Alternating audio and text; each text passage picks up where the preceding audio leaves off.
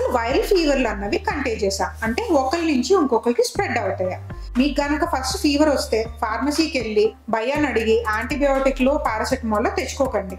అసలు అది ఏం ఫీవర్ అన్నది ఐడెంటిఫై చేసుకోండి.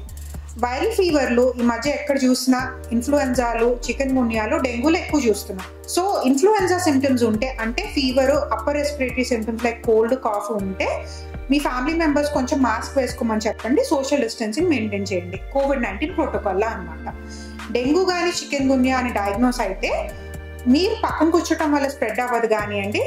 మిమ్మల్ని కుట్టిన దోమ మీ ఫ్యామిలీలో ఎవరిని కుట్టినా వాళ్ళకి డెంగ్యూ కానీ చికెన్ గున్యా కానీ వచ్చే రిస్క్ ఉంటుంది. అండ్ కుట్టిన వెంటనే రాదు, కుట్టిన తర్వాత 10 రోజులకు వారానికి వాళ్ళు ఫీవర్ డెవలప్ చేసుకుంటారు. సో మస్కిటోస్ లేకుండా చూసుకోండి. మీరు కనుక వేరే ఏదన్నా viral fever plus gastroenteritis symptoms ఉంటే ఫస్ట్ రెస్ట్ తీసుకొని, సాఫ్ట్ డైట్ తీసుకొని, ప్రోబయోటిక్స్ వేసుకొని ట్రై చేయండి. అన్ని వైరల్ ఫీవర్లకి యాంటీబయోటిక్స్ అవసరం లేదు.